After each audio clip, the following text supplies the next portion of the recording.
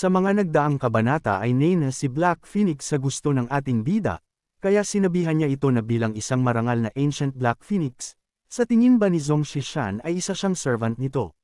Ngunit ipinaalala naman ni Zhuang Xishan sa kanya na siya mismo ang nagsabi nito kanina na paglilingkuran siya nito, kaya nagtataka siya na kung binabawi na ba ni Black Phoenix ang kanyang sinumpaan kanina. Nagsaad din ang ating bida na kung gusto ba ni Black Phoenix na wasakin siya ng kalangitan dahil sa kanyang pangako.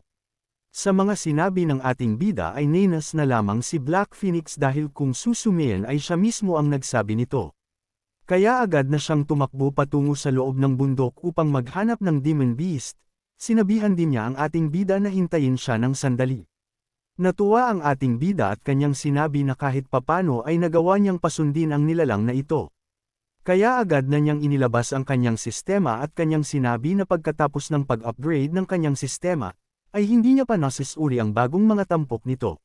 Bumungad naman sa kanya ang gantimpala ng misyon, na kung saan binigyan siya ng 5,000 na puntos. Nabigyan din siya ng karagdagang 5,000 na puntos bilang gantimpala para sa pag-upgrade ng kanyang sistema. Ipinakita din sa kanya ang kanyang kasalukuyang estado na kung saan umabot na ng 10,300 ang kanyang puntos. Nagsaad din ng sistema na na-upgrade na ang mga kagamitan sa pag-eehersisyo, na-upgrade na din ang mga programa sa ehersisyo, at na-unlock ang mga masasayang aktibidad, at na-update ang mga bagong eksena. Bukod pa rito ay nakakuha din siya ng isang mataas na martial arts na kung tawagin ay Jeet Kune Do na ginagamit ni Bruce Lee. Nagulat ang ating bida sa martial arts na ito dahil sa unang pagkakataon niya ito. Ipinaliwanag naman ng sistema na ang Jeet Kune Do ay isang bagong programa sa pag-eehersisyo ng kalamnaan na nagbibigay diin sa praktikal na labanan. Isa itong komprehensibo at freestyle martial art na gumagamit ng Wing Chun, boxing, at fencing bilang pundasyon nito, at isinasama rin ang esensya ng iba't ibang martial arts mula sa buong mundo. Matapos din niyang ipaliwanag ito sa ating bida ay pinayuhan niya ito na mangyaring magsanay ng mabuti ang ating bida upang makakuha ito ng training points. At mabuksan ang ilang mga kasanayan sa loob ng Jeet Kune Do. Nagsaad ang ating bida na ngayon, ay na-update na din ang mga bagong eksena. Muling lumabas ang sistema at nagsaad ito na unlocked ang functionality ng eksena. At ito ay ang dojo at pinahuhusay nito ang pagiging epektibo ng pagsasanay. Bukod pa rito ay nabigyan din ang ating bida ng bonus, isang hot spring na nakapagpapagaling sa kanyang mga pinsala. Sun Room, na pinahuhusay ang pisikal na kakayahan, at nag-aalis ng mga impurities. Natuwa ang ating bida na may hot spring ang isa sa kanyang mga gantimpala. Tinanong din niya ang sistema na kung mapapagaling din ba nito ang side effect sa katawan niya. Agad naman na sumagot ang sistema na ang mga side effect na dulot ng mga espesyal na bagay ay hindi maaaring pagalingin ng hot spring. Nang marinig ito ng ating bida ay kanya na lamang sinabi na kalimutan na lamang ito. Sa tingin din niya ay ayos din naman siguro ang maligo para makapagpahinga pagkatapos ng malaking laban. Makalipas pa ang ilang sandali ay nasabi na lang ng ating bida na ito ay talagang komportable. Sa kabilang banda naman na kung saan nakarating na si Black Phoenix sa loob ng kagubatan. Dito ay bumungad sa kanya ang isang Demon Beast at natatawa nitong sinabi sa kanya na paanong lilito ang manok sa bundok ng mountain range. Nag-aalala din siya na wala siyang mahanap na biktima sa malapit. Ngunit ngayon ay gagamitin niya na muna ito para mapunan ang gutom niya sa ngayon. Ngunit napangiti naman si Black Phoenix, at sarkastiko niyang sinabi na isa lamang itong ikatlong antas na hayop at kung makapagyabang ay lubos. Matapos niyang sabihan ang Demon Beast ay agad na siyang inatake gamit ang kanyang paa na hindi naman naiwasan ng Demon Beast. Kaya makalipas ang ilang mga sandali ay hatik-hatik na siya ni Black Phoenix pabalik sa kinaroroonan ng ating bida. Ngunit nang makarating siya ay nagulat siya nang makita niyang tahimik na nagpapahinga ang ating bida sa hot spring. Subalit, ang ikinagugulat niya ay kung saan nagmula ang hot spring na ito. Natuwa naman ang ating bida nang makabalik na ito, kaya sinabihan niya ito na dahil nagtrabaho ito ng husto ay samahan siyang mag-relax nito sa hot spring. Nag-aalangan naman na nagsaad si Black Phoenix, na bilang ang marangal na sinaunang Black Phoenix, bakit siya sasabay na maliligaw sa isang mortal na katulad ni Zhong Xishan? Ngunit nagulat siya nang makaramdam siya ng matinding sensasyon sa hot spring, at kanyang nasabi na ang kanyang diwa ay nagsimula ng bumawi. Kaya agad niyang binawi ang kanyang nasabi kanina sa ating bida, at nagsaad siya na mananatili siya pang samantala kung ganon. Sinabihan naman siya ng ating bida na gumawa ito ng pagkain sa ilang sandali, pagkatapos ay dalhin siya sa Yulin Immortal Sect. Nang marinig naman ni Black Phoenix ang gusto ni Zhong Shishan ay kanyang sinabihan ito na kung sa tingin ba ng ating bida ay siya ang yaya nito at kung ano. Samantala inilipat ang eksena sa Yulin Immortal Sect na kung saan ilang araw na ang lumipas. Dito sa Black Mountain na kung saan ito ang dormitoryo ng ating bida. Makikita din dito ang isang lapida na may pangalan ng ating bida. At sa puntong ito ay nagluluksa si Fang Tianshou na sabi pa nga niya na Brother Shishan, kung wala na ito, sino pa kaya ang lalaban para sa kanila? Dagdag pa niya na ang Yulin Immortal Sect sa ngayon ay nasa ilalim ng krisis. Talagang naiinggit ang langit sa talento. Kaya brother, bakit kailangan mong pumanaw ng napakabata? Ngunit bigla namang lumitaw sa kanyang likuran si Zhong Shishan at sinabing siya na kung bakit ito umiiyak sa puntod ng maaga pa sa umaga. Nagulat si Fang Tianshou nang marinig niya ang boses ng ating bida, kaya agad siyang umatras habang kanyang sinasabi na isang multo. Samantala nagtanong ang ating bida na kung ano ito. Sino ang nagtayo ng puntod para sa kanya? Ang sama din ng pakiramdam niya tungkol dito. Agad naman na tumayo si Fang Tianshou at kanyang tinanong ang ating bida na kung buhay ba si Brother Shishan. Kinumpirma naman ito ni Zhong Shishan at kanyang sinabi na siyempre, ayos na ayos lamang siya. Natuwa si Fang Tianshou, at nagsaad siya na sinabi niya noon sa mga nagtayo ng puntod na hindi sila pwedeng magpasyang patay ka nang hindi nakikita ang katawan. Ngunit bigla niyang naalala ang isang bagay, kaya sinabi na ibig sabihin ba nito na mag-isa mong napatay ang isang Demon Emperor na nasa ika-6 na antas. Mahinahon naman na sumagot ang ating bida na sa tingin niya, ay pwedeng nang sabihin iyon ni Fang Tianshou. Labis naman na nagulat si Fang Tianshou at kanyang sinabi na kung naging napakalakas mo na ba na kaya mo nang pumatay kahit mga nilalang sa yugto ng deity transformation. At kung gayon ang kaso ang mga noble saints na iyon ay wala ng laban sa iyo. Nagsaad naman si Black Phoenix na ito ay isang kakilakilabot na lugar para tirhan. Hindi mo pa talaga nasisilayan ang mundo. Dagdag pa niya na ang pagpuksa sa isang nilalang sa yugto ng deity transformation ay hindi na gaanong kahanga-hanga sa panahong ito. Nagulat naman si Fang Tianshou nang magsalita ang isang manok. Kaya hinala niya na baka nasa ikatlong antas ito na hayop. Ngunit mariin namang itinanggi ito ng ating bida, at kanyang sinabi na isa lang siyang alipin na napulot niya sa 10,000 bundok ng demonyo. Sa loob-loob naman ni Black Phoenix ay napapamura na lamang siya dahil sa mas masakit pa ang sinabi ng ating bida kaysa kay Fang Tianshou, labis din siyang naiinis sa tuwing naririnig niya itong sabihin iyon. Nagtaka naman si Fang Tianshou nang sabihin ito ng ating bida na isang servant ang manok, na noong una, inakala niyang magiging pagkain mo siya balang araw. Subalit pinutol naman na ng ating bida ang usapang manok, at kanyang sinabi na kanina lang, nabanggit nito na nasa krisis ang kanilang sekta. Kaya tinanong ito ng ating bida ng seryoso na kung ano ang nangyayari. Agad naman na ipinaalam ni Fang Tianshou na ang Qingfeng sect ang may kagagawan. Sinamantala nila ang pagkawala ng sect master at ng senior brother, at dinala nila ang Zuanzhen sect upang hamunin ang kanilang sekta. Nagtaka naman ang ating bida nang marinig niya ang Qingfeng sect. Kaya kanyang nasabi na posible kayang may kinalaman ito sa insidente sa 10,000 bundok ng demonyo. Sinabi naman ni Fang Tianshou na ginagamit nila ang mga pre-selection slot para sa Zuanzhen Grand Ceremony bilang pusta at hinihingi na makipaglaban sa kanilang mga alagad. Ngunit bago ang lahat ay kailangan na bilasan ni Brother Shishan na tingnan si Little Moon, dahil malubha ang natamo nitong sugat sa laban. Nagulat naman ang ating bida nang kanya itong marinig. Kaya agad na siyang nagtungo sa dormitoryo ni Little Moon upang tignan ang kalagayan nito. Nang makarating siya ay agad niyang binuksan ang pinto at kanyang tinanong na kung ano na ang lagay ni Little Moon. Nagulat naman si Elder Plum nang biglang may pumasok. Napanganga din siya nang makita niyang si Zhong Shishan ang pumasok, kaya tinanong niya ito nang kung hindi pa ba patay si Zhong Shishan. Ngunit agad niyang inalis ang tanong na ito at kanyang ipinaalam sa ating bida na masyadong malubha ang kanyang mga sugat. At wala pa rin siyang malay at hindi pa nagigising. Nagsaad naman ang ating bida na mayroon siyang paraan na maaaring makatulong. Makalipas pa ang ilang mga sandali ay makikita na natin na nasa hot spring na si Little Moon. Kaya sa mga puntong ito ay bakas na sa reaksyon ni Little Moon ang ginhawa nito. Natuwa si Elder Plum at kanyang sinabi na naging mas maayos na ang paghinga ni Little Moon, talagang kamangha-mangha ang epekto ng tubig na ito sa pagpapagaling.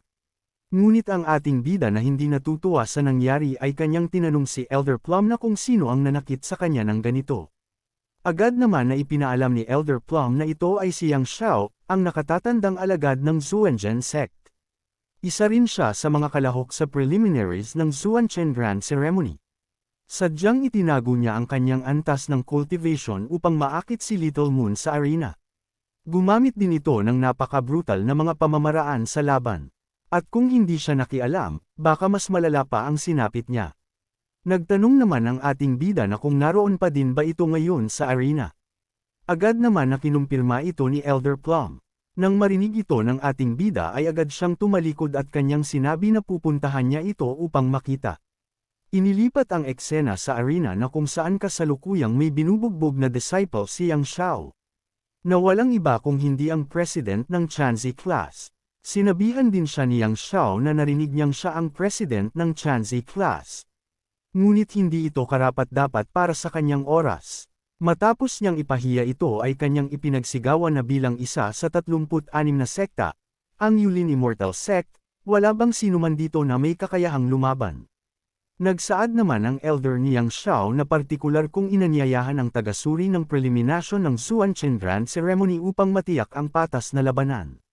Kung wala kayong alagad na kayang talunin ang aking alagad, mapipilitan kayong isuko sa amin ang inyong preselection spot para sa Zuanzhen Grand.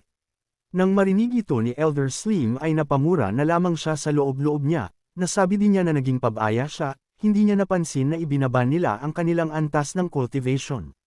Dahil doon, padalos-dalos niyang tinanggap ang pastahan. Muling nagpatuloy si Yang Xiao sa kanyang kayabangan na narinig niyang may senior brother kayong napakalakas. At mukhang may kakayahan siya. Napansin naman niya na mukhang biglang nalungkot ang mga disciples ng Yulin Immortal Sect kaya tinanong niya ang mga ito na kung anong problema. O kung natatakot lamang ba itong lumaban. Naiinis naman na sinabi ng isang disciple na nakakainis talaga. Naging matapang ka lang magsalita dahil wala rito ang kanilang senior brother. Natawa si Yang Xiao at kanyang sinabi na tulad ng sinasabi sa mga chismis. Bumagsak na talaga ang Yulin Immortal Sect hanggang sa punto na puro talunan na lang kayo ngayon. Ngunit bigla namang may malakas na boses at pinatitigil siya nito sa kanyang mga kayabangan. Nagkaroon din ng malakas na pagsabog sa arena dahil sa pagdating ng ating bida. Habang si Yang Xiao ay nagtaka kung sino ang dumating. Nang mawala ang makapal na alikabok ay lumitaw ang ating bida na nakapiga ang kanyang mga kamao at nasa serious mood. Nagulat naman ang mga disciples nang makita nila na si Zhong Shishan ang dumating. Kahit si Elder Slim ay halos malaglag din ang panga dahil sa hindi siya makapaniwalang buhay pa pala ang ating bida. Nagtanong naman si Yang Xiao sa ating bida na kung sino naman ito. Seryoso namang sumagot ang ating bida na siya ay bagong disciple ng panloob na sekta ng Yulin Immortal Sect. Na si Zhuang Shishan. Matapos din niyang magpakilala ay kanyang sinabi na simulan na nila ang laban. Dahil nakarating ka na sa part na ito ay inaanyayahan kita na pindutin ang like at mag-subscribe at i-on ang notification bell.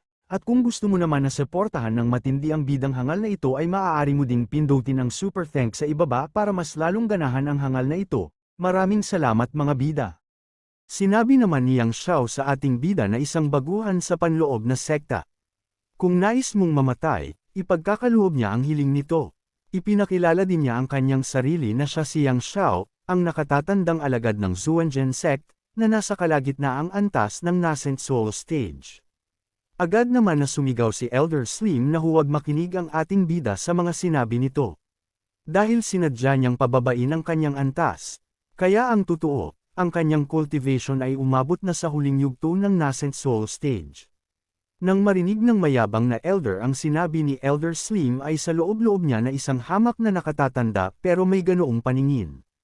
Sa katunayan, ang alagad niya ay nakapasok na sa unang yugto ng Deity Transformation Stage.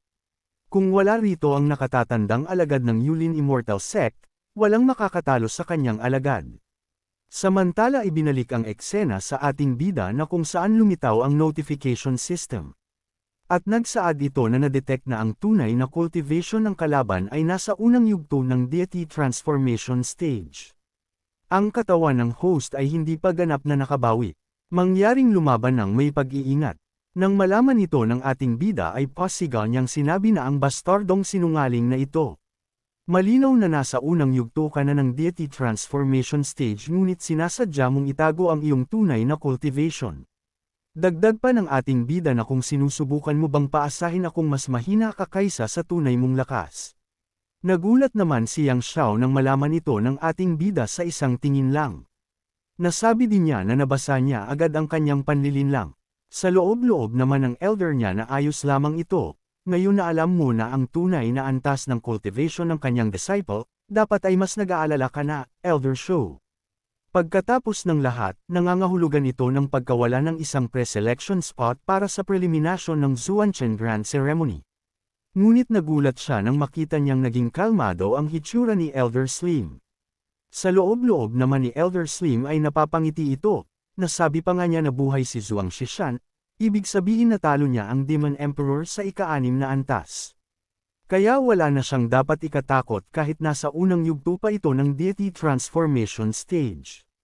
Samantala nagsaad si Yang Xiao sa ating bida na ngayong nabuking muna ako, ay ipaparanas ko sa iyo ang buo kong lakas. Matapos niyang magsalita ay agad niyang ginamit ang kanyang pamamaraan na kung tawagin niya ay Vine Whip Technique. Ngunit hindi naman nabahala ang ating bida sa teknik ng hangal at hinayaan lamang niya ito na mahuli siya. Naging kumpiyansa naman si Yang Xiao nang walang kahirap-hirap niyang nahuli ang ating bida. Sarkastiko naman siyang sinabihan ng ating bida na kung anong klaseng kakaibang teknik yan. At ito lang ba ang bumuo ng teknik na ito at ang malala pa ay binigay pa nito sa kanya ang kontrol sa sarili nito.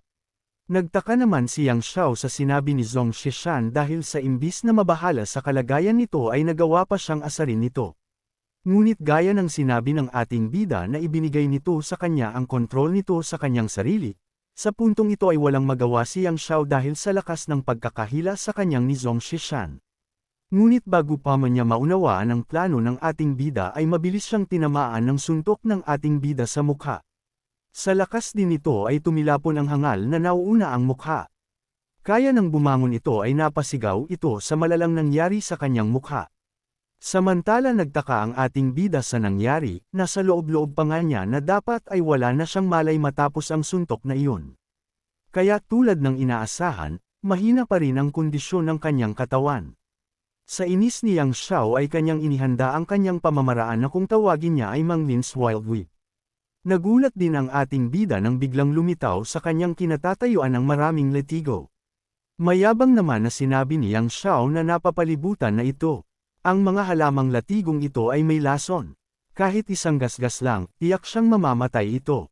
Matapos din niyang magsalita ay agad niyang kinontrol ang letigo upang tapusin ang ating bida. Ngunit agad naman na ginamit ni Zhong Shishan ang kanyang pamamaraan na kung tawagin niya ay left and right exercise. Nasira naman ang mukha ni Yang Xiao nang makita niya ang kakaibang ginagawang pag-iwas ng ating bida. Nasabi pa nga niya na kung anong klaseng teknik ang ginagamit nito para maiwasan lahat ang atake niya. Subalit hindi naman siya pinapansin ng ating bida at naglabas lamang ito ng kanyang barbell plate. At agad na ginamit ang kanyang pamamaraan na kung tawagin ay barbell plate throw. Hindi naman ito naiwasan ni Yang Xiao at sa lakas ng nito ay napasuka siya ng dugo. Pinabalik din ito ng ating bida gamit ang kanyang elastic rope. Pagkatapos ay ginamit niya ang kanyang pamamaraan na kung tawagin ay yuyu technique. Paulit-ulit na tumama sa katawan ni Yang Xiao ang dumbbell plate na hindi niya maiwasan dahil sa labis na bilis nito. Ilang sandali pa ay napasigaw na siya dahil sa tindi ng kanyang natatanggap na pinsala na nagdulot pa ng pagkawasak ng kanyang pundasyon. Nang makita ito ng elder ay agad na siyang sumigaw at pinatitigil na ang laban. Agad din niyang pinuntahan ng kanyang disciple upang alalayan ito dahil sa nawalan na ito ng malay. Galit din niyang sinabihan ng ating bida na kay lupit mong lumaban. Paano mong nagawang wasakin ang core field at pundasyon ng kanyang alagad? Sa galit niya ay agad na siyang naghanda ng kanyang gagawing atake upang paslangin ang ating bida. Ngunit agad naman na pumagitna ang isa pang elder at pinigilan siyang gumawa ng anumang hakbang. Nagsaad din ang elder na dahil tumaya ka at pumasok pa mismo sa arena, dapat mong tanggapin ang lahat ng magiging kahihinatnan. Natalo ka na. Ayon sa ating pastahan, ang pre-selection spot para sa preliminasyon ng Zuanchen Grand Ceremony ay napunta na sa kanila. Napamura naman ang mayabang na elder dahil sa malaking pagkatalo ng kanilang sekta. Agad din niyang inihagis ang token sa ating bida habang bakas sa mukha nito ang sobrang galit. Agad naman na sinalo ito ng ating bida habang nagtataka. Tinanong din niya na kung ano ang bagay na ito. Agad naman na lumitaw si Elder Slim sa kanyang likuran at pinuri siya sa kanyang pagkapanalo. Sinabihan din niya ang ating bida na kakaunti pa lang ang buwan mula nang sumali ka, pero nakamit mo na agad ang isang pre-selection spot. Nagulat naman ang ating bida sa biglaang pagsulpot ni Elder sa kanyang likuran. Ngunit ang ipinagtataka niya na kung para saan ang token na ito.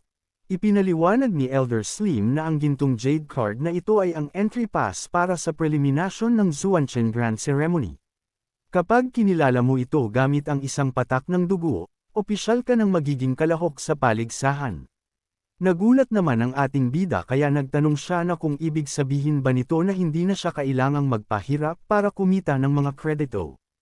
Kinumpirma naman ito ni Elder Slim at kanyang sinabi na nakamit mo ang kwalifikasyon gamit ang sarili mong lakas. Nang marinig ito ng ating bida ay labis niya itong ikinatuwa dahil sa hindi na siya mahihirapan kung ganon. Ilang araw ang lumipas, bumalik na ang pinuno ng sekta sa kanilang sekta. Na kung saan inihayag niya na matapos dumalo sa pagpupulong, bumalik na siya. Ngayon ay opisyal niyang inaanunsyo sa lahat na may mga palatandaan na maagang magbubukas ang Trial Secret Realm. Isang buwan mula ngayon, opisyal nang magsisimula ang preliminasyon ng Zuanchen Grand Ceremony. At dahil may ilang mga kalahok na alagad ang malubhang nasugatan at hindi pa ganap na nakakabawi, iaanunsyo niya na direkta ang listahan ng mga lalahok mula sa Yulin Immortal Sect. Ang unang kalahok ay si Tang Yi, na nangunguna sa ranggo sa antas ng cultivation. Ang pangalawang kalahok ay si Little Moon, na nangunguna din sa ranggo sa mga nakuhang kredito mula sa 10,000 Demons Mountain Range. At ang pangatlong kalahok ay si Zhong Shishan na may titulong nanalo sa pastahan.